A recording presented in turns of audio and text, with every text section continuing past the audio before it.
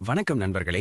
இன்னைக்கு சிறகடிக்க ஆசை சீரியல்ல ஒரு மிகப்பெரிய சதிவேலையும் அதனால குடும்பத்துல உருவான குழப்பத்தையும் பத்தி தான் பார்க்க போறோம். எபிசோட் ஆரம்பத்திலேயே அண்ணாமலைக்கு ஆக்சிடென்ட் ஆகி ஹாஸ்பிடல்ல இருக்காரு. இதையே சாக்கா வச்சு விஜயா செம ஆட்டம் போடுறாங்க. இந்த மீனா என் வீட்டுக்கு வந்த யமனாவே வந்து சேர்ந்திருக்கா, இவ வீட்ல இருக்கிற வரைக்கும் என் தாலிக்கு ஆபத்துன்னு சொல்லி மீனாவை ரொம்பவே ஹர்ட் பண்ற மாதிரி பேசுறாங்க. அவருக்கு ஏதாவது ஆச்சுன்னா நானும் உயிரோட இருக்க மாட்டேன்னு சொல்லி அங்க ஒரு பெரிய எமோஷனல் டிராமாவே நடக்குது. ஆனா இங்க தான் ஒரு ஷாக்கிங் ட்விஸ்ட். இந்த ஆக்சிடென்ட் தானா நடக்கல, இதுக்கு பின்னாடி ஒரு பெரிய சதி இருக்கு.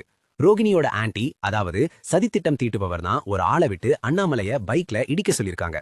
எதுக்காக தெரியுமா? மீனாவை எப்படியாவது வீட்டை விட்டு துரத்தணும். மீனா போனா முத்துவும் பின்னாடியே போயிடுவான். அப்புறம் ரோகிணி ஈஸியா அந்த வீட்டுக்குள்ள வந்துடலான்னு ஒரு பயங்கரமான பிளான் போடுறாங்க. நெருப்பு பிடிச்ச இடத்துல தண்ணி ஊத்தாம சுத்தி இருக்கிற இடத்துல தண்ணி ஊத்துற மாதிரி மீனாவை வெளியே அனுப்புனாதான் ரோகிணி உன் பிரச்சனை சரியாகும்னு ரோகிணி கிட்ட அந்த ஆன்டி விளக்குறாங்க. இன்னொரு பக்கம் அந்த போலி சாமியார் சொன்ன விஷயம் பலிக்க ஆரம்பிச்சிருச்சு. மீனா வீட்ல இருக்கிறதுனாலதான் அண்ணாமலைக்கு இப்படி ஆச்சுன்னு விஜயா மத்தவங்க கிட்ட சொல்லி மீனாவை வீட்டை விட்டு அனுப்ப சொல்லி பிரஷர் கொடுக்கறாங்க. பாவம் மீனா எதுவுமே தெரியாம அண்ணாமலைக்காக அழுதுட்டு இருக்காங்க.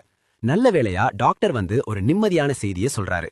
எம்ஆர்ஐ ரிப்போர்ட்ல தலையில அடி எதுவும் படல, உயிருக்கு ஆபத்து இல்ல, கால்ல மட்டும்தான் சின்ன பிராக்சர்னு சொல்றாரு. இதை கேட்டதும் முத்துவும் மீனாவும் நிம்மதி அடையறாங்க. அண்ணாமலை கண்ணு முழிச்சு பார்த்ததும் விஜயா அவர்கிட்ட போய் அழுது சீன் போடுறாங்க. ஆனா அண்ணாமலை ரொம்ப நிதானமா எனக்கு ஒன்னும் இல்ல, நான் நல்லா இருக்கேன்னு சொல்றாரு. விஜயாவோட இந்த சதித்திட்டம் அண்ணாமலைக்கு தெரிய வருமா? மீனாவை வீட்டை விட்டு துரத்த விஜயா எடுக்கிற அடுத்த முயற்சி என்ன? இதையெல்லாம் அடுத்தடுத்த எபிசோட்ல தான் பார்க்கணும். இந்த வீடியோ உங்களுக்கு பிடிச்சிருந்தா மறக்காம லைக் பண்ணுங்க, நம்ம சேனலை சப்ஸ்கிரைப் பண்ணிடுங்க.